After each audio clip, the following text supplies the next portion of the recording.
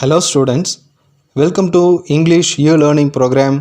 In this session, we are going to see the second supplementary reader of 11th standard titled A Shot in the Dark written by Saki. Here, we are going to have only the summary of this story, but the textual paragraphs will be displayed in this video. If you want to go through the textual paragraphs, you can just read out the paragraphs from this video. I give you the meaning of every paragraph, that is, I give you the summary of each and every paragraph. While listening to the summary simultaneously, you can watch the textual paragraphs. After following the summary in English, we will have the summary in Tamil also. So kindly watch this video till the end. Now, the theme of this story comes. This is an amusing story that describes how a man who considered himself smart and very observant, finds that he had mistaken the genuine plea of a stranded youth. It points out that sometimes truth is misinterpreted and people who think they are acting wisely are not always right. The feelings and actions of fellow human beings have to be trusted and given due respect. The main characters of this story are Philip Slatherby, Mrs. Saltpen Jago, Bertie, and Claude People Casey. Philip Slatherby settled himself down in a railway carriage which was almost empty. He was happy that he had been boarded on an agreeable and profitable pilgrimage. He was going to Burrell Manor, the country residence of his new friend Mrs. Saltpen Jago. The Honorable Saltpen Jago was a rich and an influential lady of high rank. She had some social importance in London and considerable importance in the country of Yorkshire. Philip Slatherby's immediate personal interest was the eastern division of the country of Yorkshire. It was held for the government in the present parliament by a gentleman who did not seek re-election. Philip Slatherby was considered seriously as his successor by his party managers, as there is a chance of the seat being held.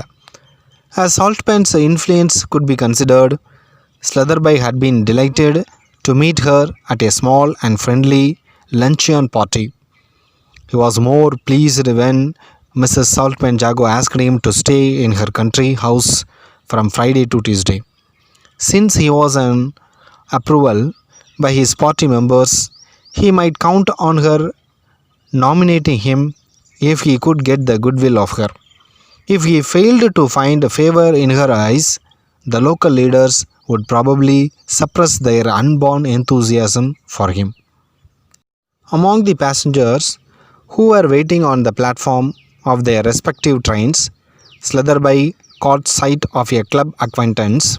He called him up to the carriage window for a chat. The club acquaintance inquired him if he is staying with Mrs. Saltpen Jago for the weekend and hoped that he will have a good time as she has the reputation of being an excellent hostess. He also confirmed that she will be useful to him if the Parliament project succeeds. As the train moved, he bids goodbye. Slatherby waved goodbye to his friend, pulled up the window and turned his attention to the magazine lying on his lap.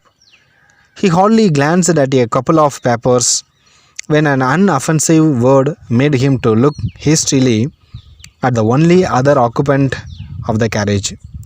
His travelling companion was a young man of about 22 years with dark hair, fresh complexion, and a mixture of smartness and disorder that marks the dress of a silly person who is on a tour of a countryside.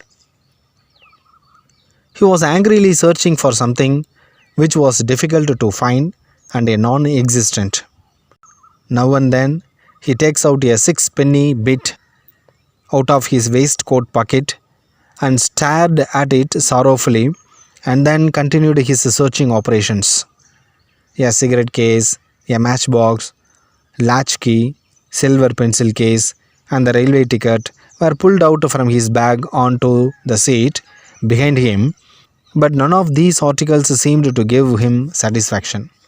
He cursed again at himself rather loudly than before. The strong, exaggerated behavior did not draw forth any remark from Slatherby, who continued to examine his magazine. The young man started speaking to Slatherby, saying that he heard him saying that he is going down to stay with Mrs. Saltman Jago at Brill Manor. It is really a coincidence that Slatherby knows his mother. He would be coming there on Monday evening and said that he would meet him there. He hadn't seen his mother for 6 months at least, so he is quite a stranger. When she was in town last time, he was away sailing. He introduced himself as Betty, the second son of Mrs. Saltman. He also says that it is an awfully lucky coincidence that he should come across someone who knows his mother just at that particular moment. He admits that he had done a damned awkward thing. Slatherby asked Bertie if he had lost something. To this, he replied that he did not lose anything but left behind his sovereign purse with 4 quid in it. All his worldly wealth for that moment. It is almost as bad as losing a thing and just as inconvenient. The purse was in his pocket just before he was starting, and then he wanted to seal a letter and the crest on the purse. It was removed to stamp the seal. Like an idiot, he must have left it on the table. He had some money with him, but after he had paid for his taxi and ticket, he had only got 6 pence with him. He would be stopping at a little country inn near Bronquay for 3 days fishing. Not a person knows him there. His weekend bill, tips, cab to and from the station, and his ticket to Brill all will mount up to 2 to 3 quid. Then he requests Slatherby to lend him £2, 10 or 3 for preference, and shall be awfully obliged for that, as it would pull him out of trouble. After a moment's hesitation, Slatherby says that he can manage to give that amount, but he thanks him and it is very good of him. He also says that he was lucky to come across one of his mother's friends. It would be a lesson to him not to leave his national treasury lying about anywhere when it ought to be in his pocket. He says that the moral of the whole thing is that not to try and convert things to purposes for which they weren't intended. Still, when a sovereign purse has his crest on it. Slatherby asks carelessly what was his crest. The youth says that it was not a common one. It was a demi-lion holding a crosslet in its paw. With a tinge of coldness in his voice, Slatherby suspiciously told him that when his mother wrote to him, giving him a list of trains, she had a greyhound current on her notepaper. At this, the youth responded promptly that was the Jago crest. The demi-lion was the Saltpen crest. They have the right to use both, but he always uses the demi-lion because they are really Saltpens. There was silence for a moment or two, and the young man began to collect his fishing equipment and other belongings from the rack. He announced to Philip Slatherby that his station was the next one. Suddenly, Slatherby said that he had never met his mother, though they have corresponded several times. His introduction to her was through political friends and asked him how does she resemble in her features, as he may pick her out if she happened to be on the platform to meet him. Bertie says that she was supposed to be like him.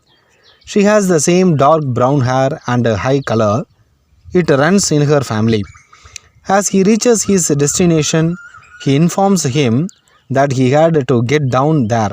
Slatherby bids goodbye to him. The young man opened the carriage door and pitched his suitcase on the platform. He told him that he had forgotten the 3 quid.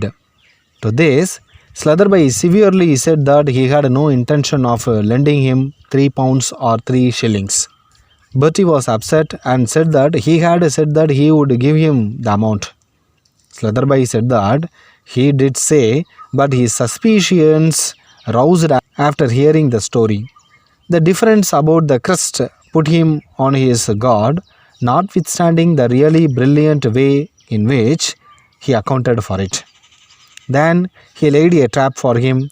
He told him that he had never met Mrs. Saltpan Jago, but as a matter of fact, he met her at lunch last Monday. She was pronounced blonde.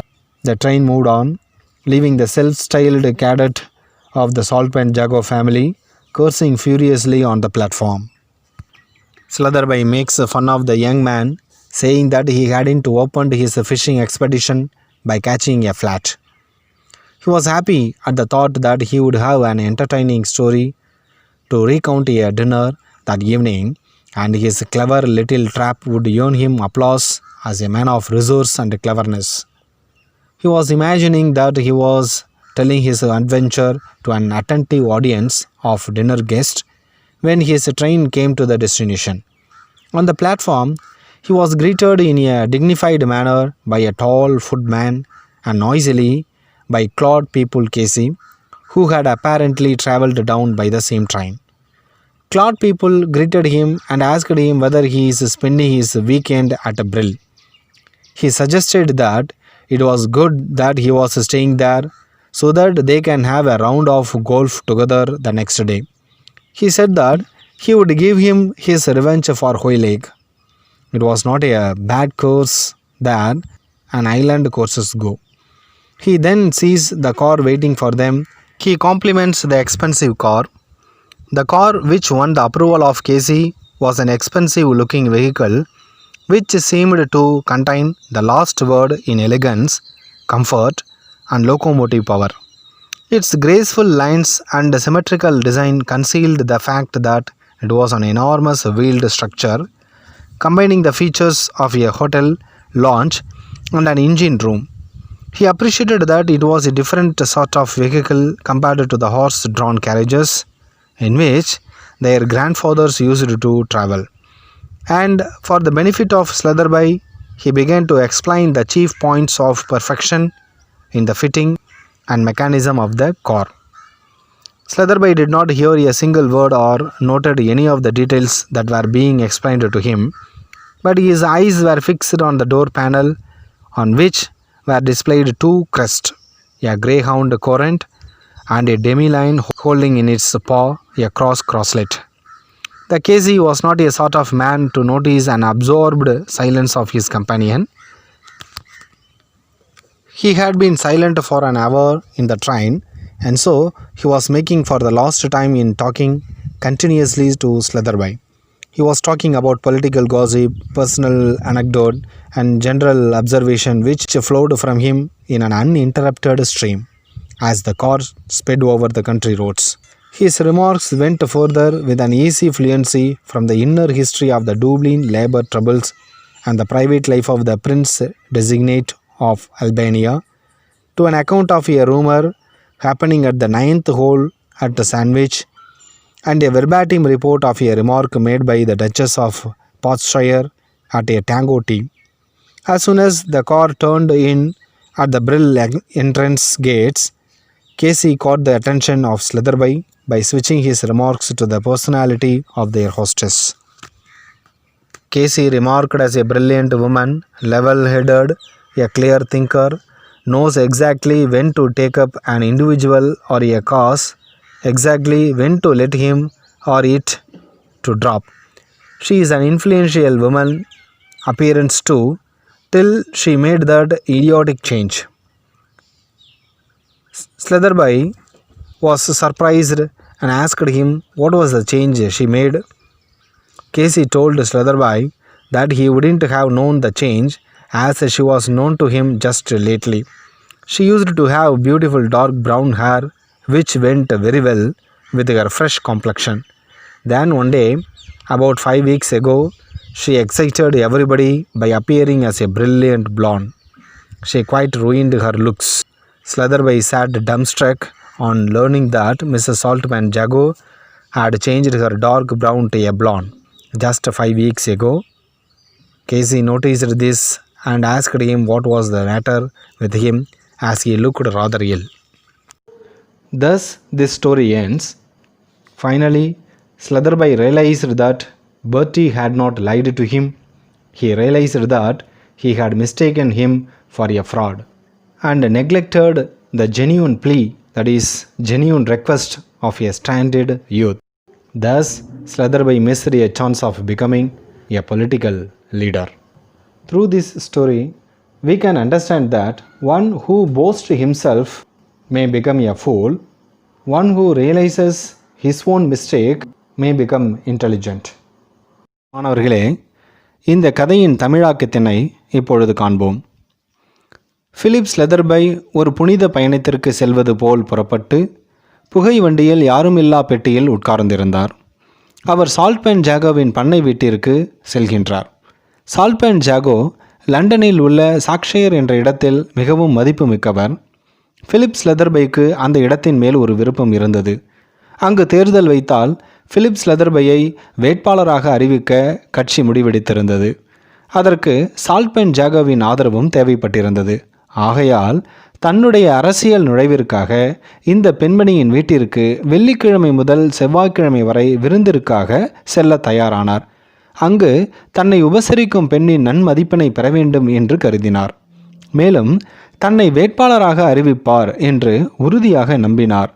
அந்த பெண்ணிற்கு அவரை பிடிக்காவிட்டால் உள்ளூரில் உள்ள தலைவர்கள் அவரை அரசியலில் முன்னேற விடாமல் அமுக்கி விடுவார்கள்.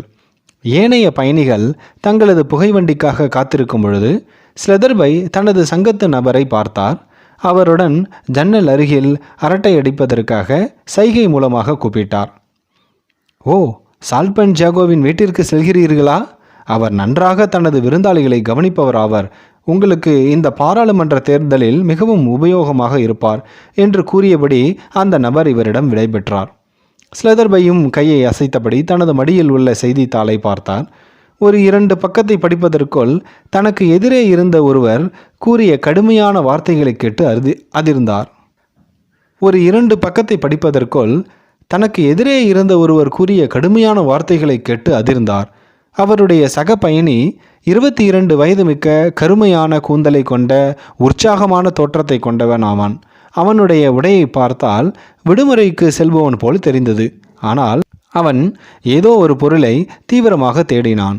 அடிக்கடி 6 பென்னியை தனது பாக்கெட்டில் இருந்து எடுத்து பார்த்து கொண்டிருந்தான். தன்னுடைய சிகரெட் பெட்டி, தீப்பெட்டி, பெட்டி சாவி, வெள்ளி பென்சில் டப்பா மற்றும் பயணச்சீட்டு ஆகிய எதுவும் அவனுக்கு திருப்தி அளிக்கவில்லை. அவனது வினோதமான செய்கை ஸ்லெதர்பைக்கு தொல்லையாக இல்லை. அவர் தனது செய்தித்தாளை படித்து கொண்டிருந்தார். ஒரு இளமையான குரல் கேட்டது. நீங்கள் பிரில் மேனோரில் உள்ள திருமதி சால்ட்பேன் ஜாகோவின் வீட்டில் தங்கப் போகிறீர்களா? நானும் திங்கள்கிழமை அங்கே வருவேன். அங்கு நாம் சந்திக்கலாம். நான் அங்கு வந்து 6 மாதம் ஆகிவிட்டது. நான் தான் சால்ட்பேன் ஜாகோவின் 2வது மகன். பெயர் பெர்டி. நான் யோகக்காரன். நல்ல வேளை நீங்கள் வந்தீர்கள். நான் ஒரு சிக்கலில் மாட்டிக்கொண்டேன் என்று அந்த இளைஞன் ஸ்லெதர்பையிடம் கூறினான். நீ எதையோ தொலைத்து விட்டாயா? ஸ்லெதர்பை கேட்டார். அதற்கு இவர், தொலைக்கவில்லை, விட்டு வந்து விட்டேன். 4 குவிட் பணம் உள்ள கைப்பையை விட்டு வந்து விட்டேன். நான் ஒரு கடிதத்தை அனுப்ப அடையாளம் வைக்க வேண்டியிருந்ததால் எனது கைப்பையை பயன்படுத்தி அதை அப்படியே மேஜையில் வைத்து விட்டேன். எனது கையில் சில நாணயங்கள் இருந்ததால் அதை கொண்டு ஊர்திக்கும் பயணச்சீட்டுக்கும் கொடுத்து விட்டேன். இனிமேல் நான் ஒரு தங்கும் விடுதிக்கு 3 நாள் மீன் பிடிப்பதற்காக செல்கிறேன். அங்கு யாருக்கும் என்னை தெரியாது. அங்கு நான் தங்கும் செலவு, வண்டி, பிரில்லுக்கு தேவையான பயணச்சீட்டு என 2 அல்லது 3 குவிட் பணம் தேவைப்படுகிறது. நீங்கள் அந்த பணத்தை கொடுத்தால் நான் உங்களுக்கு நன்றி மறவாதவனாய் இருப்பேன். நான் எனது பிரச்சனையிலிருந்து மீள்வேன் என்று அந்த இளைஞன் ஸ்லெதர்பையுடன் வினவினான். 1 நிமிட தயக்கத்திற்கு பின் ஸ்லெதர்பை அந்த பிரச்சனையை சரி பண்ணிவிடலாம் என்றார். மிகவும் நன்றி. நான் மிகவும் அதிர்ஷ்டசாலி. அதனால்தான் நீங்கள் என்னுடன் இருக்கிறீர்கள். இந்த சம்பவம் எனக்கு ஒரு பாடத்தை கற்பித்திருக்கிறது. எனது கைப்பையில் குடும்ப அடையாளமே இருந்தாலும் ஒரு பொருளை அது இருக்க வேண்டிய இடத்தில் வைக்க வேண்டும் என்றான். உங்களது குடும்ப அடையாளம் எது என்று ஸ்லெதர்பை வினவினார். அது பொதுவானது அல்ல, வித்தியாசமானது. ஒரு பாதி சிங்கம் தனது உள்ளங்கையில் ஒரு சிலுவையை பிடித்த மாதிரி இருக்கும் என்று அந்த இளைஞன் சொன்னான். உனது அம்மா எனக்கு கடிதம் எழுதியதில் ஒரு நாயின் அடையாளம் இருந்தது என்றார். அவரது குரலில் ஒரு கலவரம் தெரிந்தது. அது ஜாகோ அடையாளம், இது சால்ட் பென் அடையாளம். நாங்கள் இரண்டையும் பயன்படுத்தலாம். ஆனால் நான் எப்பொழுதும் இந்த சிங்க அடையாளம் மட்டுமே பயன்படுத்துவேன் என்று அந்த இளைஞன் கூறினான். சில நிமிடங்கள் அமைதியாக கழிந்தது. அந்த இளைஞன் தனது பொருள்களை எடுக்க ஆரம்பித்தான். எனது நிறுத்தம் அடுத்தது என்றான். நான் உனது அம்மாவை நேரில் சந்தித்ததில்லை. அவர் எவ்வாறு இருப்பார்? உன்னை மாதிரி இருப்பாரா என்று ஸ்லெதர்பை அந்த இளைஞனிடம் கேட்டார். எனது அம்மா என்னை மாதிரி கருமையான கூந்தலையும் நல்ல நிறமும் உடையவர். நான் இங்கே இறங்கப் போகிறேன் என்றான். போய் வா என்று ஸ்லெதர்பை கூறினான். நீங்கள் அந்த 3 குவிட் பணத்தை மறந்துவிட்டீர்களே என்று பெர்டி, அதாவது அந்த இளைஞன், ஸ்லெதர்பையுடன் கேட்டான். நான் உனக்கு ஒரு நாணயம் கூட தருவதற்கு தயாராகவில்லை என்று கடுமையாக ஸ்லெதர்பை கூறினான். ஆனால் நீங்கள் கூறினீர்களே தருவதாக. நான் கூறினேன். உனது கதையை கேட்க எனக்கு சந்தேகம் உருவாகியது. குடும்ப அடையாளம் பற்றி கேட்டபொழுது நீ தெளிவாக ஒரு கதையை சொன்னாய். நான் உன்னிடம் திருமதி சால்ட்பென் ஜாகோவை பார்த்தது இல்லை என்றேன். அது பொய். நீ சொல்வது உண்மையா என்று கண்டுபிடிப்பதற்காக சொன்னது. நான் கடந்த திங்கட்கிழமை தான் அவர்களை பார்த்தேன். அவருக்கு பொன்னிறமான கூந்தல் என்று ஸ்லெதர்பை கூறினான். புகைவண்டி நகர்ந்தது. சால்ட்பென் ஜாகோவின் மகன் என்று கூறியவன் சபித்து கொண்டே சென்றான். இவன் ஒரு மீன் பிடிப்பதற்காக வீட்டையே வாங்குபவன் என்று நகைச்சுவையாக ஸ்லெதர்பை கூறினான். இன்று இரவு சாப்பிடும் பொழுது இந்த சம்பவத்தை மற்றவர்களும் பகிர்ந்து கொள்ள வேண்டும் என்று நினைத்தார். அனைவரும் இவரை பாராட்டுவார்கள். இவருடைய நிறுத்தம் வந்தவுடன் நடைமேடையில் மிகவும் மரியாதையாக கிளாட் பீப்புள் கேசி இவரை வரவேற்றார். ஸ்லெதர்பை, பிரில் மேனருக்கு வந்தீர்களா என்று ஸ்லெதர்பையை பார்த்து கிளாட் பீப்புள் கேசி வினவினார். நல்லது, கோல்ஃப் விளையாட்டை நாளை விளையாடலாம். நமக்காக கார் காத்திருக்கிறது. அவர்களுக்காக வந்த கார் மிகவும் பெரியதாக இருந்தது. பெரிய உணவகத்தில் நுழைந்தது போல பல வடிவமைப்புடன் இருந்தது அந்த கார். நமது முன்னோர்கள் சென்ற குதிரை வண்டி போல இது மிகவும் பிரம்மாண்டமாக உள்ளது என்று கிளாட் பீப்புள் கேசி காரை பாராட்டி கொண்டு வந்தார். மேலும் காரின் பகுதிகளையும் ஓட்டுவதற்கு தேவையானவைகளையும் பற்றி பேசினார். ஸ்லெதர்பையின் காதில் எதுவும் விழவில்லை. அவரது கண்கள் காரின் 2 கதவை பார்த்து கொண்டிருந்தன.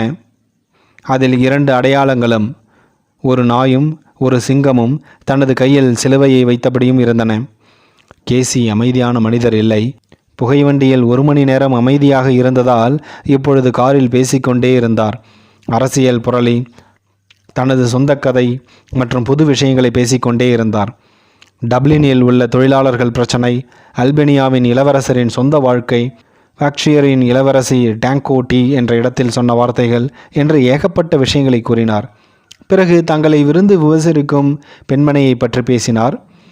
அறிவாளி, நல்ல புத்தி கூர்மை உடையவர், யாருக்கு என்ன வேண்டும் என்று சரியாக புரிந்தவர், மக்கள் செல்வாக்கு உடையவர், ஆனால் ஓய்வு எடுக்காமல் உழைக்கிறார், யாரிடமும் எந்த உதவியும் எதிர்பார்க்காதவர், நல்ல தோற்றம் உள்ளவர், ஆனால் ஒரு முட்டாள்தனமான மாற்றம் செய்தார் என்று கிளாட் பீப்புள் சால்ட்பென் ஜாகோவை பற்றி ஸ்லெதர்பையுடன் பேசிக்கொண்டிருந்தார். மாற்றமா? என்ன மாற்றம் என்று ஸ்லெதர்பை கேட்டார். என்ன மாற்றமா? ஓ, உங்களுக்கு இப்பொழுதுதான் சால்ட்பென் ஜாகோவை தெரியுமா? அவருக்கு அழகிய கருமையான கூந்தல் புத்துணர்ச்சியுடன் இருந்தது.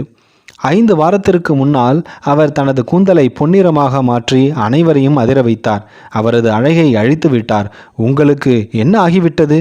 உடம்பு சரியில்லாதது போல இருக்கிறீர்களே என்று கிளாட் பீப்புள் கேசி ஸ்லெதர்பையுடன் வினவினார். இத்துடன் இந்த கதை முடியுமாறு அமைந்துள்ளது. கடைசியில் ஸ்லெதர்பைக்கு எல்லாம் புரிந்தது.